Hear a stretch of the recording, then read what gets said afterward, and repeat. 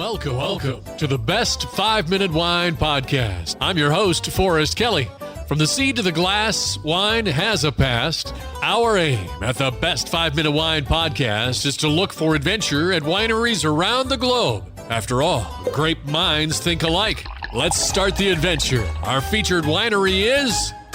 We conclude our episode with Phil Plummer of Montezuma Winery in Seneca Falls, New York. Out of all the varieties of wine that you produce, what would you say, Phil, that you're most proud of? Oh, I'm kind of a weirdo.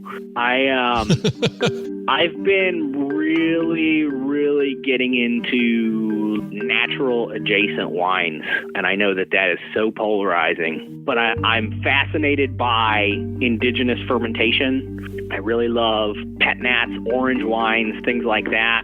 But I don't know, it just depends. It's so situational. I think that that's one of the fun things about where I work is that I have to wear the hat of 3 different wineries, and it allows me to push a lot of different stylistic directions that aren't necessarily harmonious with each other, but within the brand they are.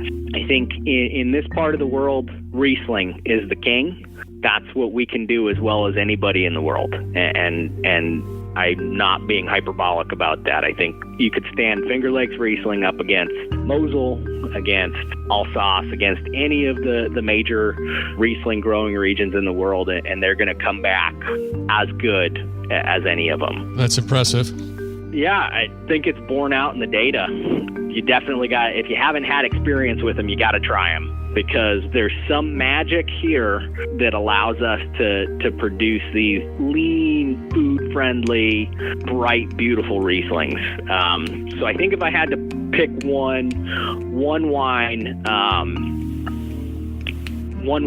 that I'm most proud of, it would be a Riesling that we made back in 2019.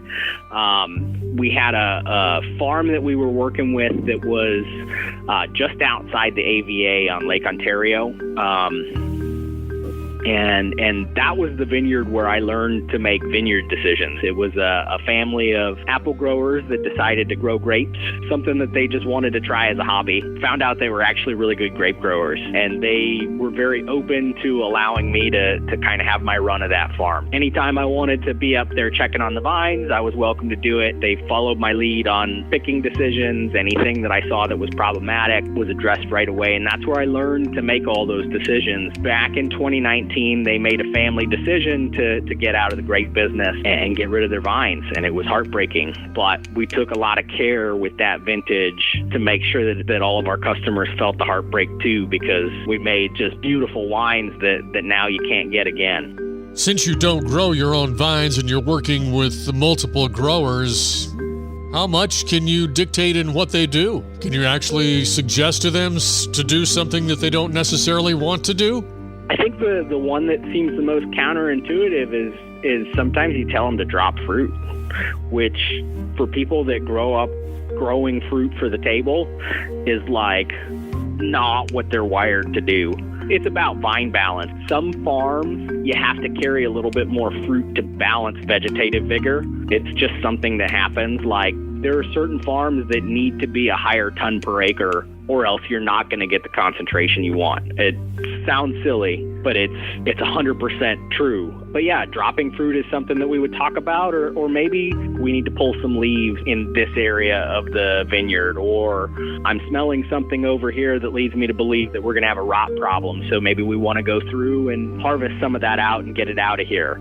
Just really constant communication. Like that's one of the things that happens for us a lot in the fall is I'm in the vineyards that we work with at least once a week, and there's just a constant line of communication. Here's what I'm seeing in this block. Here's what this tastes like now. I think it's probably 10 days away. What do you think about that?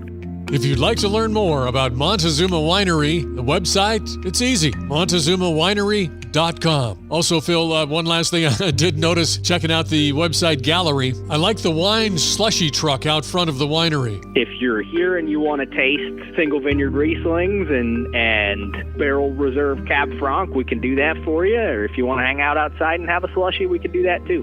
Thank you, Forrest. Thank you for listening. I'm Forrest Kelly. This episode of the Best 5-Minute Wine Podcast was produced by iHism. If you like the show, please tell your friends and pets and subscribe. Until next time, pour the wine and ponder your next adventure. This is Doug Vincent with the podcast Walk and Roll Live, Disability Stories. In 1956, I contracted polio.